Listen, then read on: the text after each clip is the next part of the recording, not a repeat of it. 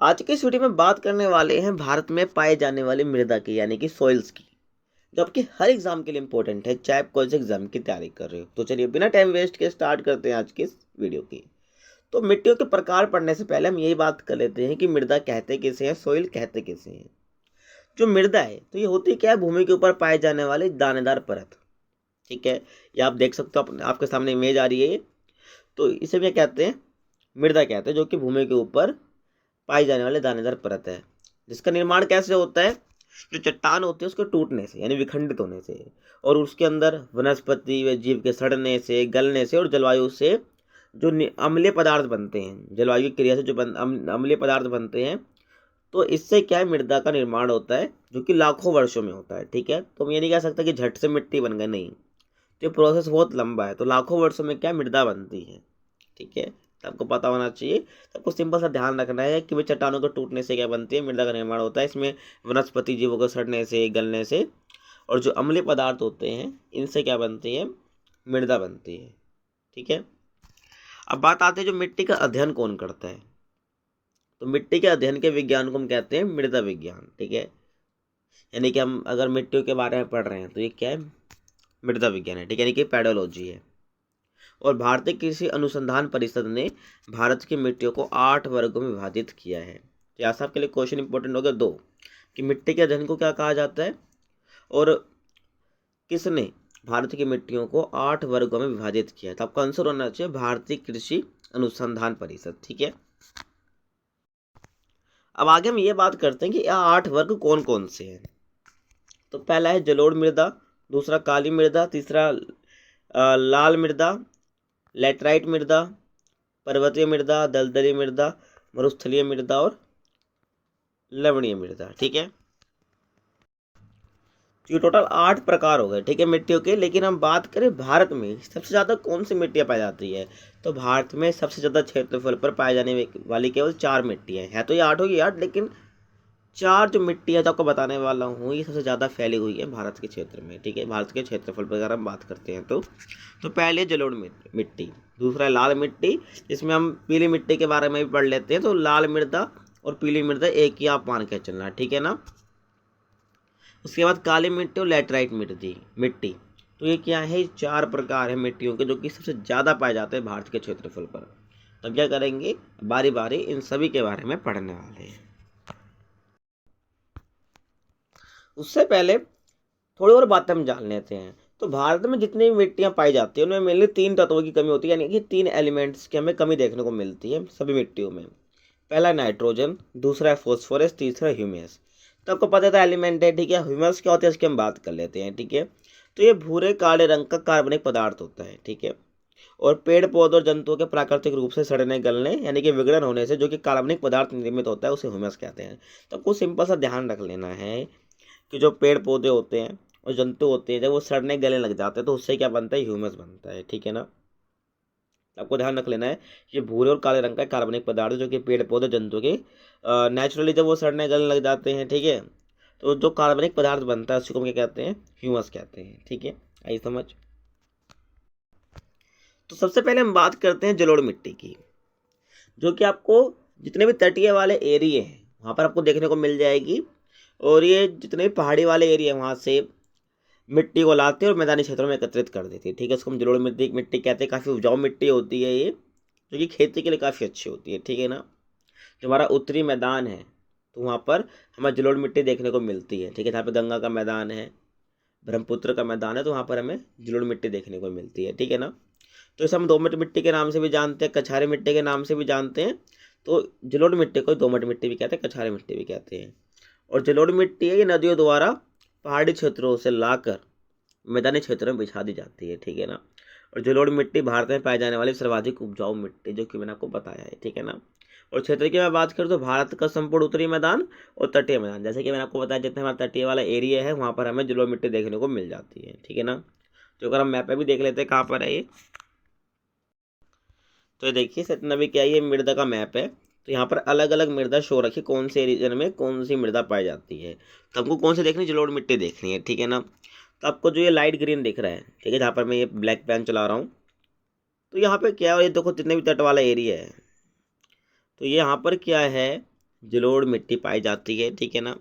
आपको ध्यान रखना है, ठीक है, आपको ध्यान रखना है। जो पर्वतीय मैदान हो गए, जितने भी तटीय मैदान है, ठीक है, तो यहाँ पर क्या है, हमें जलोढ़ मिट्टी देखने को मिलती है। और ये मृदा का मैप है, आपके दिमाग में बिल्कुल छप जाना चाहिए, ठीक है ना, अगर आपको मृदा वाला टॉपिक क्लियर करना है तो। क्योंकि जब आप मैप को अच्छे से देख लोगे तो आपके ऑटोमेटिकली क्लियर हो जाएगी कौन से एरिया में कौन सी मिट्टी पाई जाती है, ठीक है ना। अब आगे हम बात करें तो इसमें किसकी प्रचुरता होती है, तो चूना और पोटेशियम प्रचुर मात्रा में पाया जाता है जलोढ़ मिट्टी के अंदर। और कमी किसकी होती है, नाइट्रोजन, फास्फोरस और ह्यूमस की, ठीक है ना। तो मेनली हमें इन तीन चीज़ों की कमी हर मिट्टी में देखने को मिलेगी, आपको ध्यान रखना है। प्रचुरता की बात करते हैं तो चूने की और पोटेशियम की, ठीक है। लेकिन कमी की बात करें तो नाइट्रोजन, फास्फोरस और ह्यूमस की कमी हमें देखने को मिलती है इस मिट्टी में। और ये मिट्टी धान की खेती के लिए काफ़ी अच्छी मानी जाती है। तो क्वेश्चन यहाँ से ही बनता है कि धान की खेती के लिए सबसे अच्छी मिट्टी कौन सी मानी जाती है। आपको ध्यान रखना, जलोढ़ मिट्टी यानी कि जलोढ़ मृदा। तथा साथ ही गेहूँ, मक्का, तिलहन, आलू की खेती भी की जाती है, आपको ध्यान रखना है इस जलोढ़ मिट्टी पर। आगे मैं बात करूँ, जलोढ़ मिट्टी दो प्रकार की होती है, एक बांगर या जिसको हम पुरानी जलोढ़ मिट्टी भी कहते हैं, दूसरी खादर जिसको हम नई जलोढ़ मिट्टी भी कहते हैं, ठीक है। तो आपको ध्यान, जहाँ पर जो नदी है अवसाद लाई जाती है, मतलब कि वो बहती रहती है और वहाँ पर अवसाद लाती रहती है, तो उसको हम कहते हैं खादर यानी कि नई जलोढ़ मिट्टी। जहाँ पर जो पानी है नदी का वो नहीं पहुँच पाता है, ठीक है, तो वहाँ पर कौन सी मिट्टी होती है, जलोढ़ मिट्टी जो होती है वो पुरानी जलोढ़ मिट्टी होती है, जिसको हम कहते हैं बांगर। मेनली जो बांगर होता है ये ऊंचाई पर होता है थोड़ा एरिया, ठीक है। और खादर थोड़ा नीचे एरिया होता है, जहाँ पर क्या है, जो नदी है वहाँ पर वो जो अवसाद है, जो मिट्टी है वो एकत्रित करती रहती है, ठीक है, जिसे हम सेडिमेंट्स कह देते हैं, तो उसको हम नई जलोढ़ मिट्टी कह देते हैं।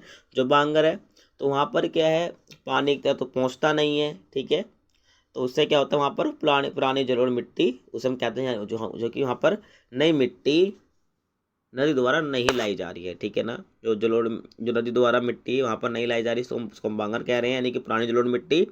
खादर उसको कह रहे हैं जहाँ पर नदी द्वारा मिट्टी लाई जा रही है, ठीक है, तो उसको हम जलोढ़ मिट्टी कह देते हैं। आपको आगे समझ। आगे हम बात करते हैं काली मिट्टी की। तो इसका निर्माण बेसाल्ट चट्टानों के टूटने फूटने से होता है। अब बेसाल्ट चट्टानें कौन सी होती है, आपने ज्वालामुखी देखा होगा, तो ज्वालामुखी से जो जलावा निकलता है, जब वही लावा ठंडा हो जाता है तो एक चट्टान बना लेता है, तो उसी चट्टान को हम कहते हैं बेसाल्ट चट्टान, ठीक है ना। और जब ये बेसाल्ट चट्टान है, जब ये टूटती है तो इससे क्या बनती है, काली मिट्टी बनती है। आई होप आपको समझ आ गया होगा। और आगे मैं बात करूं तो काली मिट्टी को रेगुर मिट्टी भी कहते हैं और कपास की मिट्टी भी कहते हैं और लावा मिट्टी भी कहते हैं। लावा मिट्टी क्यों कहते हैं, क्योंकि ये लावा से बनती है। आपको मैंने बताया कि भाई लावा से जो लावा सूख जाता है, ठंडा हो जाता है, तो वो बेसाल्ट चट्टान बन जाती है, और बेसाल्ट चट्टान के टूटने फूटने से क्या होता है, काली मिट्टी बन जाती है, तो इसलिए उसको हम लावा मिट्टी भी कह देते हैं। और कपास की मिट्टी को क्या देते हैं, क्योंकि कपास की खेती इस मिट्टी से की जाती है, आपको ध्यान रखना है, ठीक है ना। और जो काली मिट्टी है इसका रंग काला क्यों होता है, तो इसका काले रंग का एक कारण है जिसका नाम है टिटेनीफेरस मैग्नेटाइट, ठीक है। तो इस मिट्टी का जो काला रंग है वो टिटेनीफेरस मैग्नेटाइट की उपस्थिति के कारण होता है, ठीक है ना, आपको ध्यान रखना है। इसमें एक नाम आ रहा है मैग्नेटाइट। मैग्नेटाइट यानी कि मैग्नेट। मैग्नेट कैसे कलर का होता है, ब्लैक कलर का मेनली, ठीक है, जैसे आपने देखा हो घरों में तो ब्लैक कलर का मैग्नेट होता है, तो इसको आप याद रख सकते हो, ठीक है ना। तो काली मिट्टी का जो काला रंग है वो क्यों क्यों होता है, आपको ध्यान रखना है, टिटेनीफेरस मैग्नेटाइट, और इसको आप याद रख सकते हो ब्लैक मैग्नेट से, ठीक है, आपको याद रहेगा। आगे मैं बात करूं क्षेत्र की, तो मध्य प्रदेश, गुजरात, महाराष्ट्र, उत्तरी कर्नाटक और प्रायद्वीपीय भारत में काली मिट्टी सबसे ज़्यादा पाई जाती है। और काली मिट्टी का सबसे ज़्यादा विस्तार महाराष्ट्र में देखने को मिलता है, मैप में आपको दिखाऊंगा। और काली मिट्टी जो है कपास की खेती के लिए बहुत अच्छी मानी जाती है, उपयुक्त मानी जाती है, ठीक है ना। तो मेनली महाराष्ट्र वाले रीजन में ज़्यादा पाई जाती है, ताकि कुछ हिस्सा के मध्य प्रदेश में, गुजरात में, महाराष्ट्र में, उत्तरी कर्नाटक में और प्रायद्वीपीय भारत में। तो मैप में देख लेते हैं एक बार हम। तो ये आप देख पा रहे हो, जो यहाँ पर मैं हाईलाइट कर रहा हूँ, तो पूरा महाराष्ट्र वाला इलाका है, उसके नीचे फिर थोड़ा कर्नाटक वाला एरिया भी आ जाता है, जो उत्तरी कर्नाटक के नाम से हम जानते हैं, ठीक है ना। थोड़े मध्य प्रदेश में भी फैला हुआ है, गुजरात में भी फैली हुई है, ठीक है ना। तो ये क्या है, आप देख सकते हो, ठीक है ना। तो मेनली महाराष्ट्र वाला एरिया ज़्यादा कवर हो रहा है, तो यहाँ पर क्या हमें काली मिट्टी देखने को मिल जाती है। आगे समझ। और आगे हम बात करें, काली मिट्टी को जुते हुए खेत की मिट्टी भी कहते हैं। क्यों कहते हैं, क्योंकि काली मिट्टी में जल सोखने की क्षमता अधिक होती है और जब इसके ऊपर धूप पड़ती है तो इसमें दरारें पड़ जाती हैं, जिस कारण इसे जूते हुए खेत की मिट्टी भी कहते हैं। तो जैसे कि आप इमेज में देख भी पा रहे हो, ठीक है, जैसे जुता हुआ खेत होता है तो उस प्रकार से क्या होता है कि मिट्टी जब धूप ज़्यादा पड़ती है तो ज़्यादा सूख जाती, बिल्कुल सूख जाती है, जैसे दरारें पड़ जाती हैं, इस कारण से क्या जुते हुए खेत की मिट्टी भी हम कहते हैं। आगे हम बात करते हैं लाल मिट्टी की। तो लाल मिट्टी प्रायद्वीपीय भारत के कम वर्षा वाले क्षेत्र में पाई जाती है और इस मिट्टी का लाल रंग किस कारण से होता है? फेरिक ऑक्साइड की उपस्थिति के कारण होता है। तो आपको ध्यान रखना, लाल मिट्टी में मेनली देखिए प्रायद्वीपीय भारत का जो भी कम वर्षा वाला एरिया है तो वहाँ पर हमें लाल मिट्टी देखने को मिलती है और फेरिक ऑक्साइड के कारण इस मिट्टी का जो रंग है वो लाल होता है, ठीक है। और इस मिट्टी में लोहा और सिलिका की अधिकता होती है और ये मिट्टी तमिलनाडु, आंध्र प्रदेश, नागालैंड, महाराष्ट्र, कर्नाटक के कुछ भागों में पाई जाती है।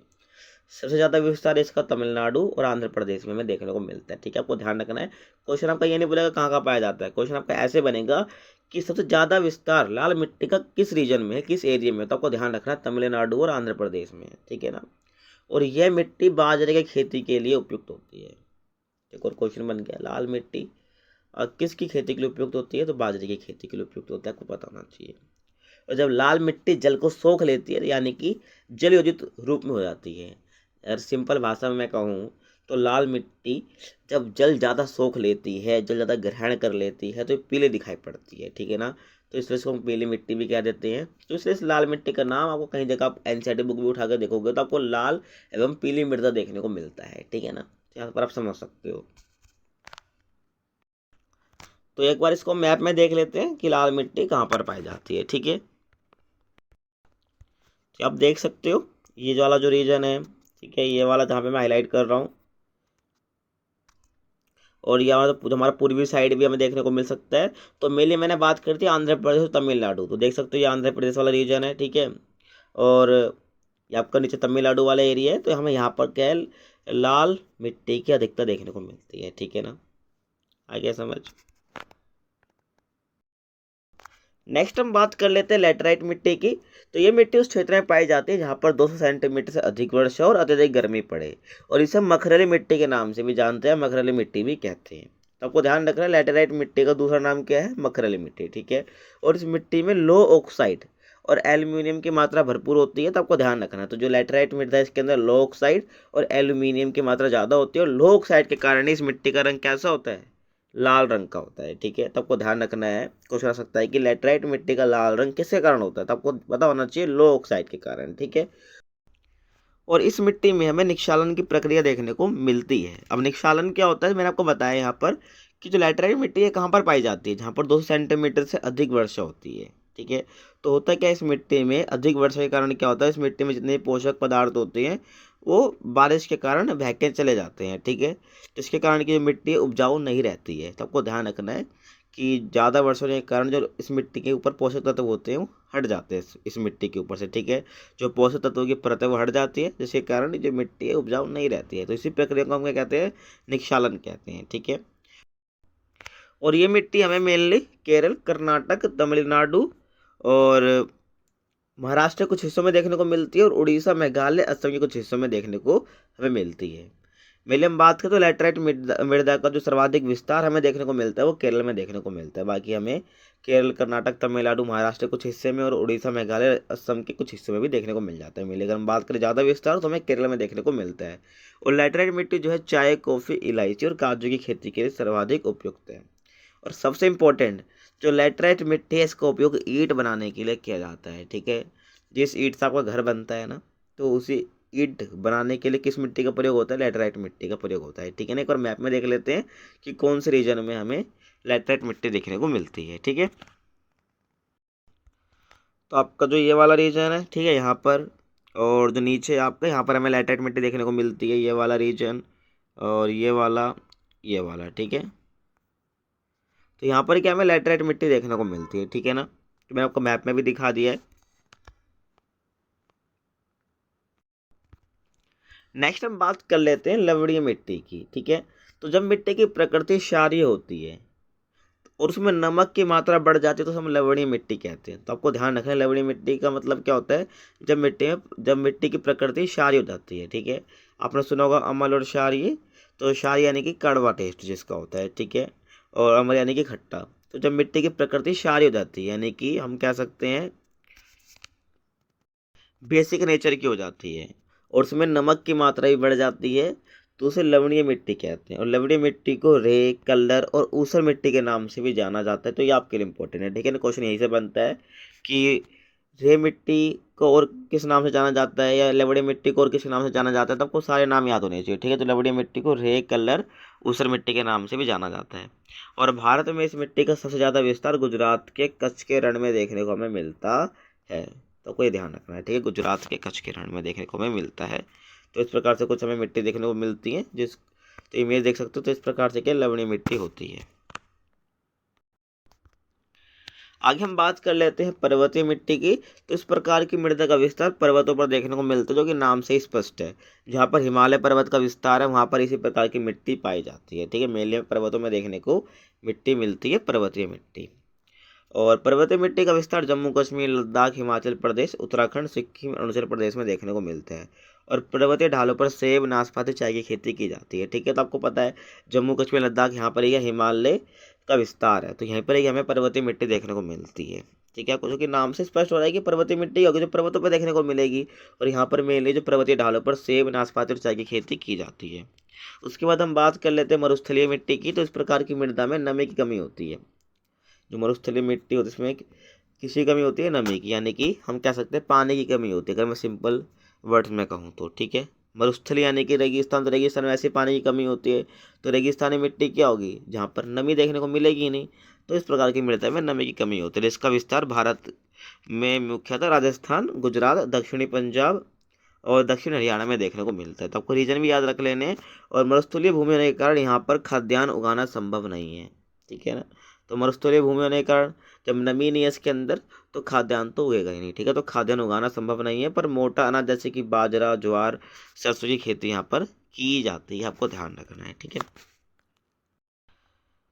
उसके बाद नेक्स्ट हम बात करते हैं दलदली मिट्टी की। तो दलदली मिट्टी का विकास अत्यधिक वर्षा और वनस्पतियों के सड़ने के कारण होता है, ठीक है।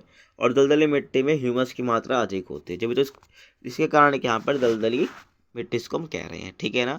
तो दलदली मिट्टी का विकास कैसे होता है, अत्यधिक वर्षा, जहाँ पर ज़्यादा वर्षा हो रही है, निरंतर वर्षा हो रही है, ठीक है, तो वहाँ पर क्या हमें दलदली मिट्टी का विकास होते हुए दिखता है, ठीक है। और वनस्पतियों के सड़ने के कारण होता है दलदली मिट्टी का विकास। और दलदली मिट्टी में हमें ह्यूमस की मात्रा अधिक देखने को मिलती है। तो ये क्वेश्चन आपके लिए इंपॉर्टेंट हो जाएगा कि कौन सी मिट्टी में ह्यूमस की मात्रा अधिक देखने को मिलती है। दलदली मिट्टी आपका आंसर हो जाएगा, ठीक है ना। तो दलदली मिट्टी का विस्तार मुख्यतः केरल, उत्तराखंड और पश्चिम बंगाल के कुछ क्षेत्रों में देखने को मिलता है। तो आपको ध्यान रखना है, ठीक है, जो रीजन है ये।